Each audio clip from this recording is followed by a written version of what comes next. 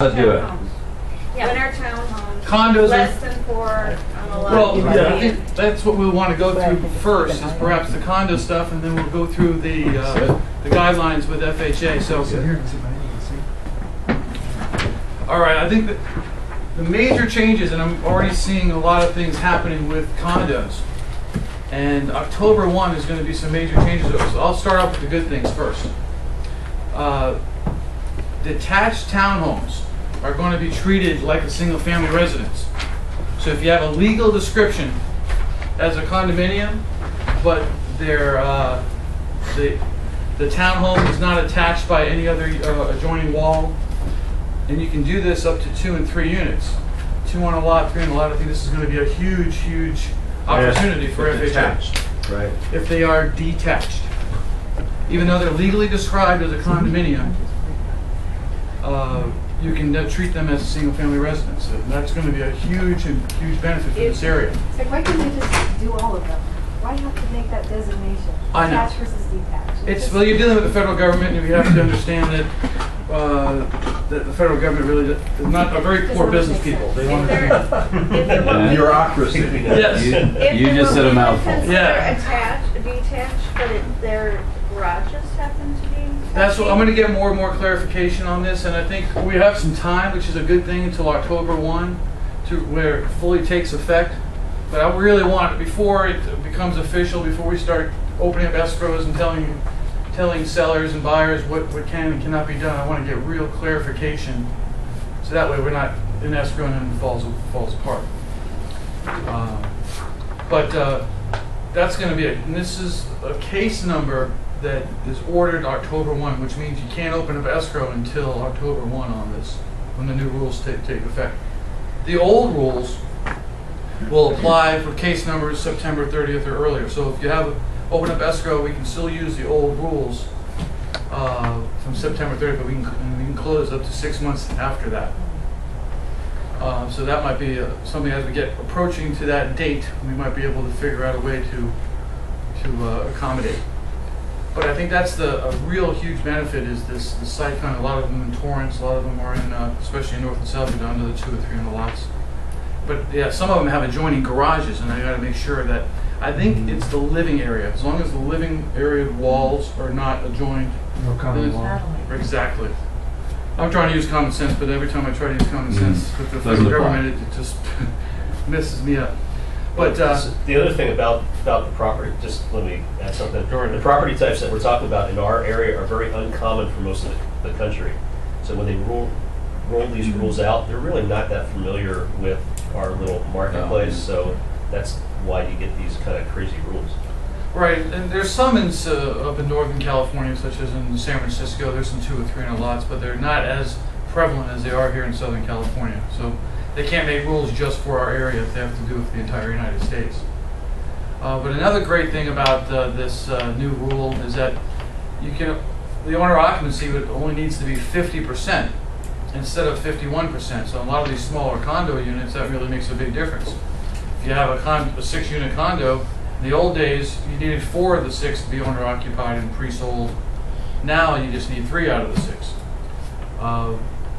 The changes another change that's going to happen, even FHA condo projects that are approved now, they must get recertified every 2 years, because they just want to make sure that just because it's approved now and 10 years ago doesn't mean that they're in compliance now. So there's going to definitely be delay. I think there's going to be a 3-month delay period from October till the end of the year. The government's going to figure out, oh, wait a second, we kind of put the kibosh on our momentum to get this recovery going. We need to make some changes. And they reserve the right to make changes as this process goes along. But there can only be 30% of all the condos in that complex can have FHA loans. In the old days, you can have 100% exposure. Like Brookside Village has been FHA approved forever. But now they're saying they only want a 30% exposure. So we're going to have to check and make sure that they're in compliance. When someone sells a loan that is not FHA, and then all of a sudden we find out that we can now do another FHA loan in that complex. So it's going to be very difficult to always have to check and see how many FHA loans are in each complex. Yes? Who starts the process to see if the building is going to get recertified? Is that an automatic thing that's going to happen, or does a sale have to I think as investigate it? as a new buyer comes in, they're going to get recertified. As the dates, that's another thing that we're going to find out, because that's going to be a huge backlog of business that the HUD is going to have to accommodate. And what they're trying to do is pass on all of the work to the DE underwriters or the DE lenders, such as RPM or Wells Fargo and Bank of America.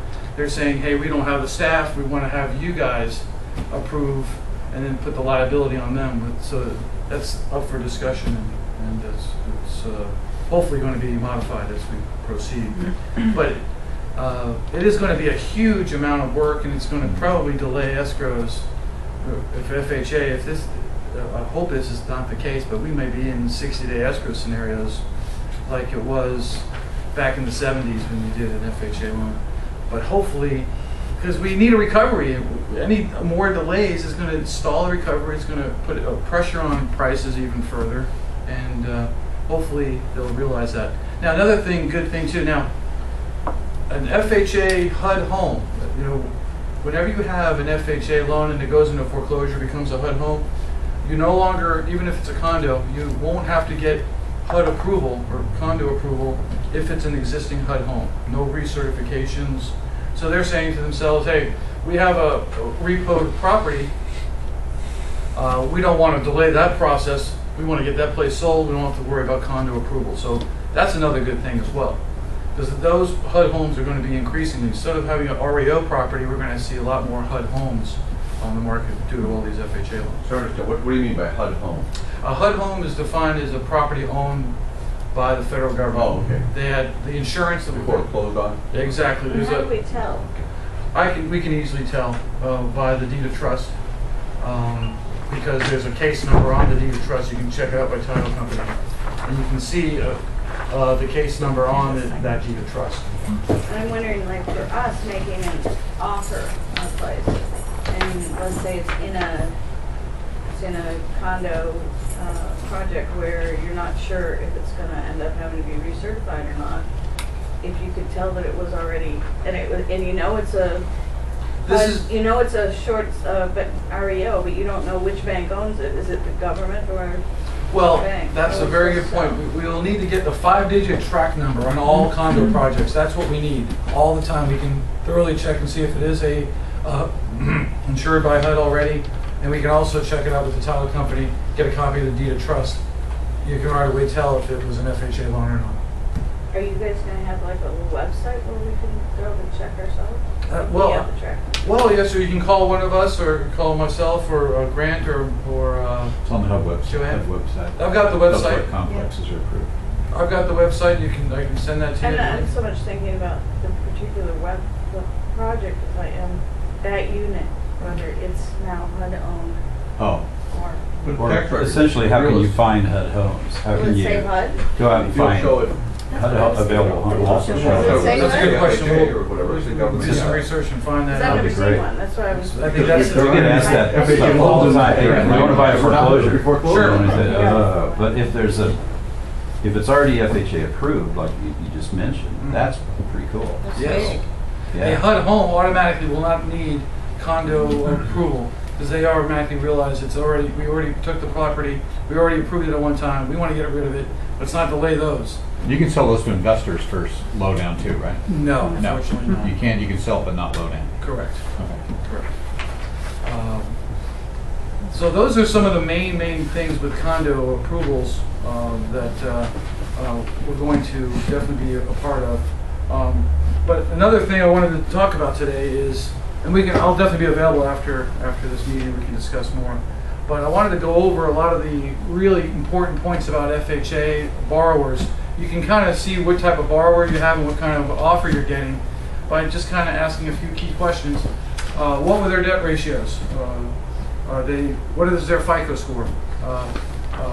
If their FICO score is 680 or 690, that's considered really high in FHA world, but it may be kind of almost very tough to get a conventional loan. Now, if they're having difficulty coming up with a down payment, that's a huge determination on if that person or that borrower can be FHA.